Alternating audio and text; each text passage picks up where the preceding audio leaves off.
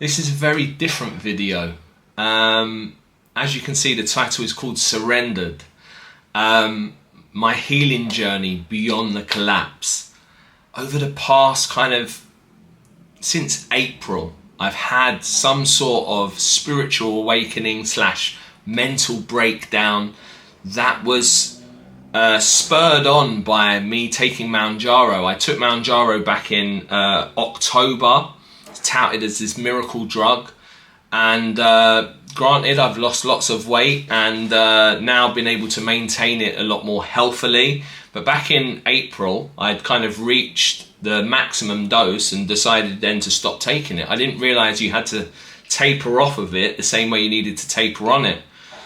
From that, I went into, I don't know if it's dark night of the soul, but severe anxiety and severe panic attacks, to the point it literally forced me to my knees in the praying position, which I found really interesting, because prior and during this kind of process, I had 3 different people from Christianity kind of show up in my life, and almost like messengers. And my connection with universe, which I'd normally describe it as, now seems a lot more like God. And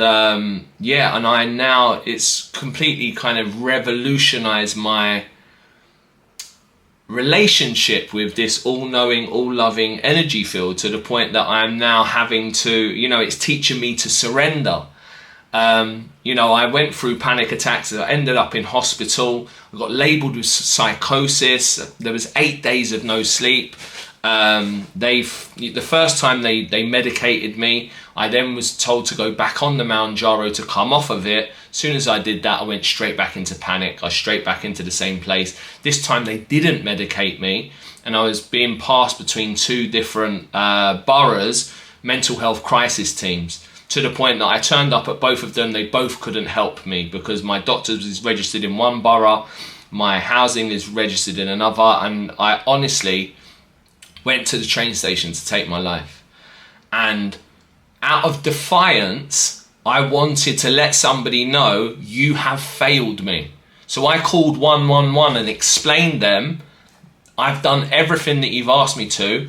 I'm now at the train station. I've had 8 days no sleep. I've just cleaned the park without any control over my own body. I've developed agoraphobia and paranoia, to the point I feel like everyone is looking at me the whole time, to the point that at the moment, whilst I'm going through this, I have to wear noise cancelling headphones, and I've got 2 pairs that I literally, if I go out into public, and I can't last very long. Everything that I thought I knew healing looked like, this has taught me a completely different way. I haven't been able to effort my way back into happiness. And if you look at my channel, for the last 4 years, I had it on autopilot. I do silence, affirmations, visualizations, exercise, reading, and I generated this positive momentum, this upward spiral. I listened to Abraham Hicks and Neville Goddard, and I knew how to attract my dream life, and I had it all worked out. And this came along and took me by surprise and completely wiped me out, to the point that no matter how many saunas, cold water plunges, runs, gym workouts, nothing would allow me to feel that same state of euphoria. Because the way in which it changed my body, and that it was a nurse that said to me, Jamie, look, it's taken you 8 months to get here. Put things into perspective. This has changed you at a biochemical level, both in your brain and in your gut, which is your second brain. You're expecting to be well in 4 to 6 weeks, and this took 8 months. You've taken this for 8 months and then came off, April, then went back on it temporarily before I then went back into panic again. So, the psychosis diagnosis, I went to the doctors, and I told them exactly what was going on. Eventually I got my doctors moved over here, and I was labelled with psychosis, that I was a safeguarding issue for my son. She literally called my partner to say, look, I think it's best that Jamie not be with, you know, your son unaided right now. And granted, you know, there were certain situations I really struggled with, to the point because I was so irritable and I couldn't control this way I was feeling. This is how it would manifest in fear and panic. And you know, and that's what was so worrying about this, was the suicidal ideation and the spiraling of negative thoughts. When you, I think I've got ADHD, and we're now kind of exploring that. I've got an autism and ADHD diagnosis going through at the moment. And, you know, I mean, looking at my children and, you know, I'm not going to be surprised, let's say. It allows me to really hyper focus on the things that I want usually, but in this aspect it was making me hyper focus on the things that I didn't want, and continually, you know, it got to the point I was sending my son photos of me and his mum, so he knew, despite the current circumstances between us, that he came from a place of love, because I wanted him to know that in the event that anything happens to me. And that's how serious I was about, you know, I was like, I didn't see a way out of this. And it was literally just about getting through one day at a time. And I had no way of, you know, fixing myself. It was, you know, I've just had to ride it out, and I've just had to be patient. And as I say in the video is called Learning How to Surrender. And I've really looked into it to the point it's completely changed my life.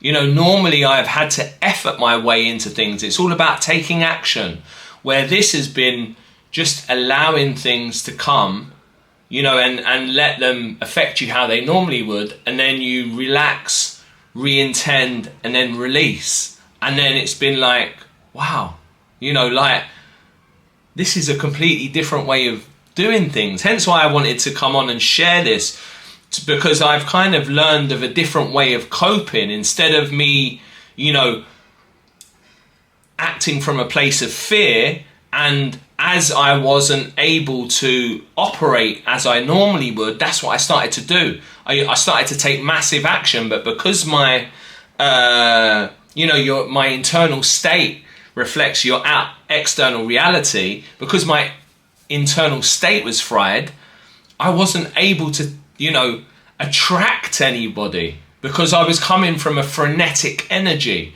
to the point that I even suggested to my partner, you know, I think I should spend some time alone, because I just felt like I was projecting and I couldn't control it. And that's what was so frustrating for me.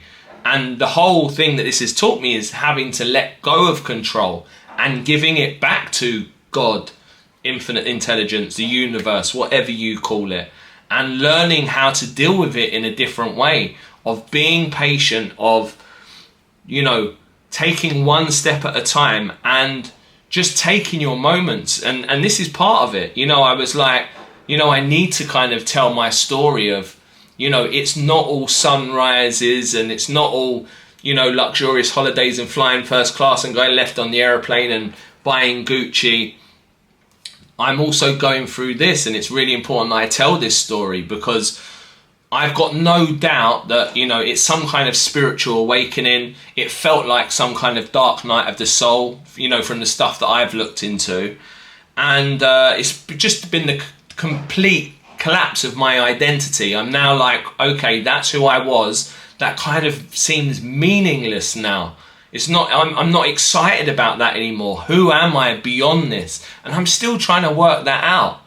And that's the beauty of life, you know. It's just like, right, so what's next? And I was just like, well, let me just get all of this out of me. I've been going to therapy. I've got to start a course tomorrow, understanding anxiety. I know what anxiety is. I've been able to manage my own mental health for years. You know, this is very, very different, and this is chemical induced, where it's, you know, and part of me is like, is this by design? Because looking online, TikTok and Reddit, there's lots of people going through this. But also there's lots of other people going through some kind of shift. There seems to be some kind of shift in the energy at the moment.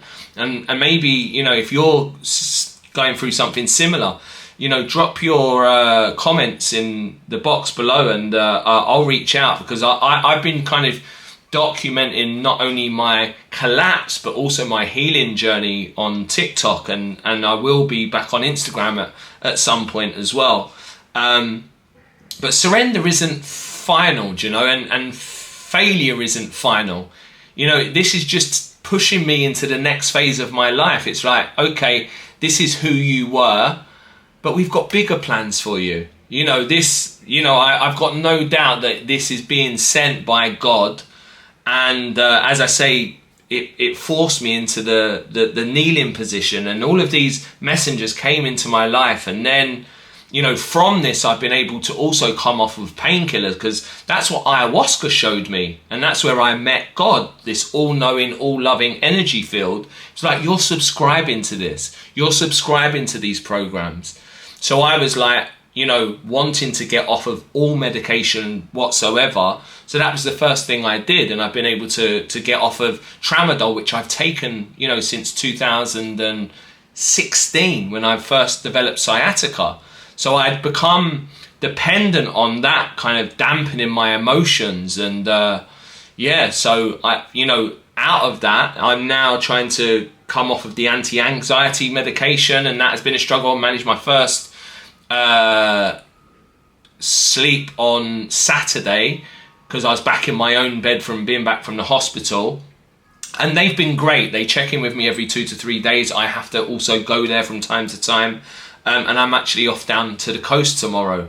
But yeah, I just wanted to share that with you. I don't know if that's going to be of value of anyone, but I just wanted to share it because it's really opened up my eyes to, one, dealing with things in a completely different way, in that we don't have to react and we don't have to act from a place of fear.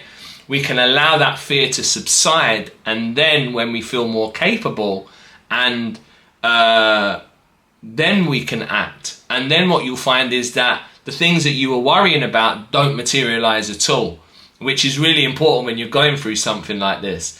So yeah, I just wanted to share that, and I'll see you on the next one.